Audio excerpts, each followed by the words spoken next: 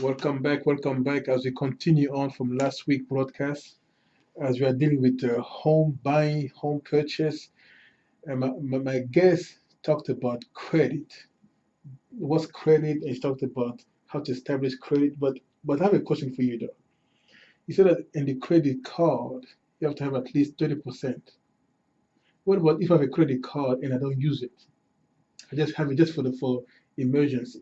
Right. So that's not necessarily going to negatively affect you to not use it. Um, if you do not have prior credit history, opening up a credit card and never using it isn't going to do much for your score. It's Hmm. not going to drop it. It's just also probably not going to increase your score. So Hmm. um, sometimes a good idea would be just to put gas on it or groceries or something that you know you can handle paying off the next month, something that's not going to jack up that balance that is a manageable expense each month. So these credit card companies, they do want to see that you're actually using the line of credit. Obviously, that's how Hmm. they get Hmm. paid as well. But you don't necessarily that there's a happy medium there. You don't have to use it every single month. You don't have to max it out every single month. You just want to keep the balance at 30% of the credit limit or less and use it semi frequently if possible. Okay, so now for someone who's sitting down and say, you know what, I heard this broadcast and I have to start this process of buying a house. What's the first step? The first step would be to get pre approved. Pre-approve. That is something that I can help out with. I am a licensed loan officer, so I'm licensed in the state of Virginia, so you would call me up and say, hey, I want to see if I'm qualified for a mortgage. Getting pre-approved is actually very, very simple. It takes about 10 to 15 minutes. I can take Hmm. an application over the phone. I have a secure website where you can apply with me online. Basically, what is taken in that pre-approval application is just going to be your basic information, who you are, where you Hmm. live, where you work, a 2 year work history, your gross monthly income. We take some notes about monthly expenses if you're paying child support or child care, that sort of thing, or receiving any additional income that's not from your job. So, Social Security, disability, again, child support, alimony, that type of Hmm. thing. Hmm. And we take a look at credit. We take a look at your affordability. How much debt do you have stacked up against how much income you have coming in each month? And we use those ratios, we use those figures to generate an amount that you are pre approved for. So now, what are some of the things that you want to stay away from while your loan is in process? So, say you get pre approved and you go out house hunting and you find the perfect house, you make an offer, the offer is accepted, so you are under contract. You're looking to close in 30 days or 45 days. So, what do you do now? Hmm. There are definite things that you're going to want to do. So, on the list of things to do, save bank statements for 2 months, save copies of all pay stubs, save copies of W-2s and tax returns for the last 2 years. Most loan programs are going to require 2 years of tax returns, 2 years of W-2s, and Hmm. 2 months of bank statements. Hmm. If there are any funds that you are receiving to help with the down payment, so it's very common sometimes for people to say, I'd like to make a down payment, and I have a relative who's going to help me out with my 5,000 or 10,000 Hmm. or X amount Hmm. down payment. We can accept that. Most all loan programs will accept gift Hmm. funds for down payment. They Hmm. just have to be documented accordingly. So don't have Uncle Stu write you a $10,000 check and just drop it in your bank account. You want to have that documented properly as a gift, quote unquote, before you actually start your loan And, process. and is that legal? Yes, it is actually illegal. Wow. Part of what makes that legal is both parties sign a document stating that this is not a personal loan. This is a gift from this person to this person that does not need to be paid back. Both people sign that, so for all intents and purposes, Oh, it okay. is Because most it people is a gift. are also afraid because they don't have the down payment amount of the home purchase. So to have an idea that they can get also a gift that will help them a lot. Yes, yes, that is very beneficial for a lot of folks. So, some things that you should not do while your loan is in Hmm. process. Hmm. Do not change jobs or change employers without first informing your loan officer. Say you get that dream job offer just 2 weeks after you went under contract. Hmm. It doesn't necessarily mean you can't change jobs, but if you're going to change jobs, it needs to be for a position that's making you more money, not less. Oh, and the pay has to be the same structure. So if you are a 1040 or a W-2 employee, you cannot change jobs and start private contracting or working for yourself or open up your business. own Okay. business on the side. For self-employed folks, we need 2 years of self-employed or 1099 tax returns in order to even qualify you for a mortgage. So if you go from being a W-2 employee to being a private contractor You or need 2 being years. self-employed, you will disqualify yourself.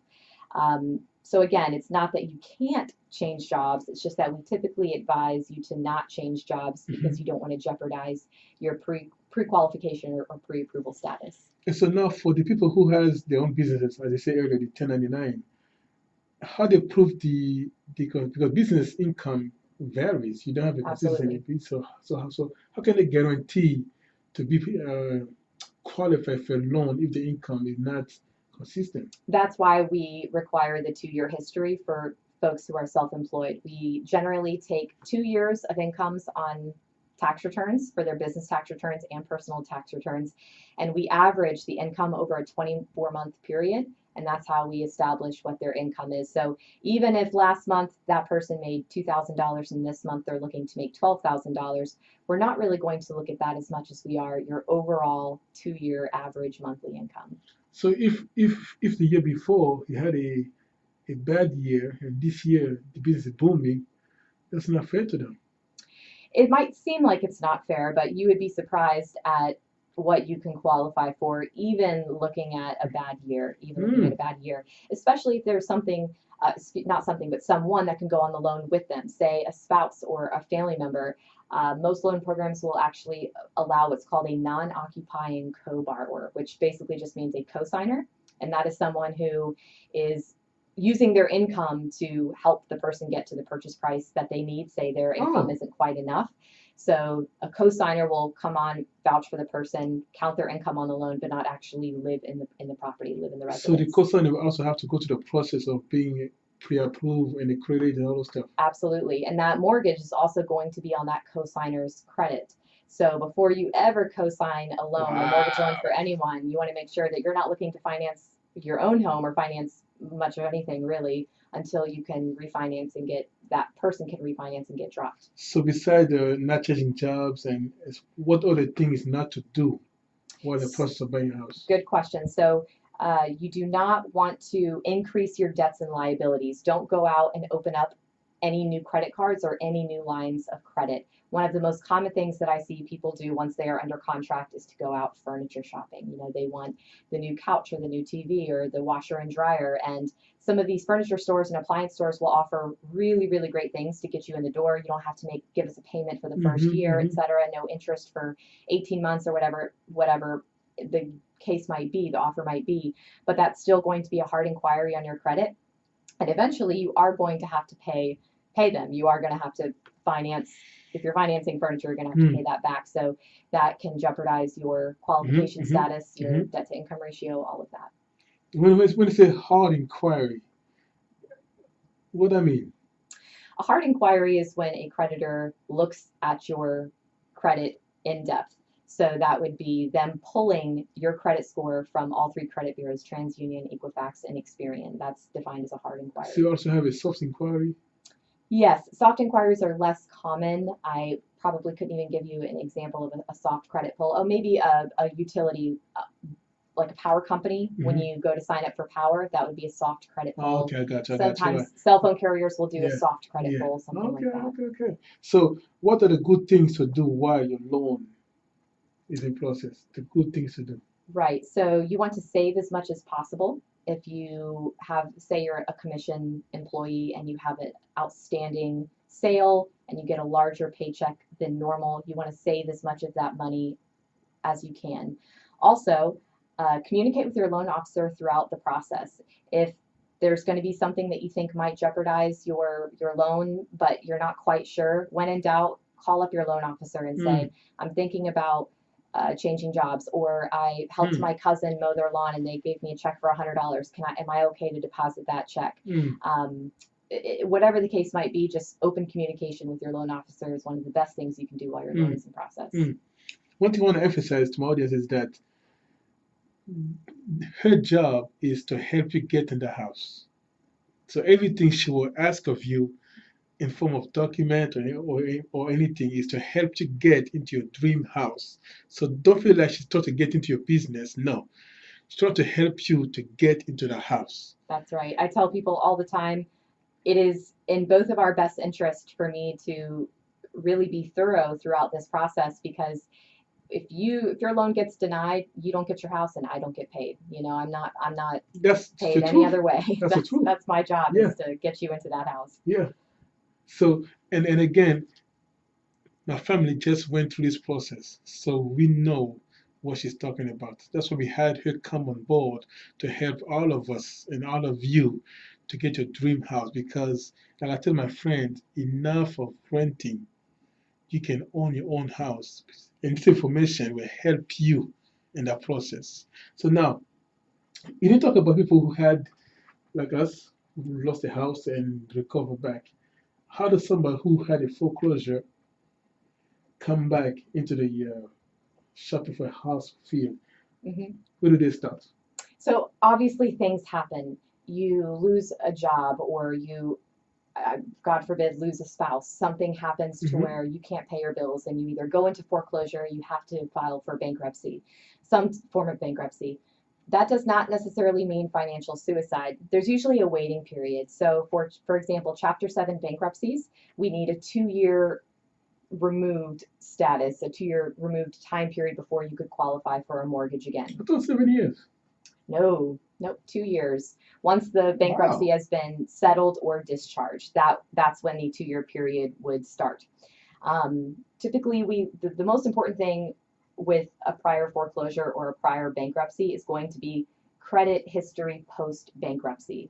So things happen. We see that you had a bankruptcy 2 years ago. Okay, that's fine, but what does your credit look like since that bankruptcy? Mm, If you continue to have late payments, or you mm, continue to have collections accounts, you're going to have a very hard time qualifying for that mortgage. It's mm. not just to be 2 years removed, it's to be 2 years removed and to have positive credit history established for yourself after that 2-year period. So within basically, that 2-year is period. after you have gone through the process of foreclosure or bankruptcy, you can still recover.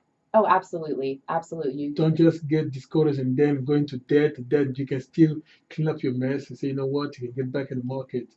In the Wow. grand scheme of things, renting for 2 years or doing whatever, living with family for 2 years, that goes by so quickly. You can even kind of prepare yourself in that 2-year period. Save as much money as you can, Mm, work on your credit. mm. There are lots of steps that you can take so that when you hit that magic 2-year mark, you're ready to go. Wow. To my audience, that was Mrs. Provost.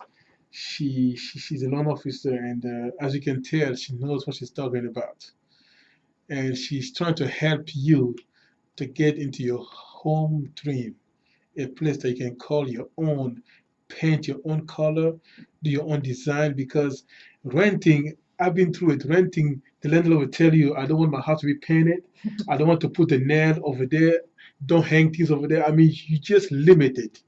Even even in parking our cars, the Mhm. landlord was telling us, do not park this way, park this way. So you basically in a house, but you limit it. As opposed to having your own house where you can have your own dream decoration and anything you can do in your own house.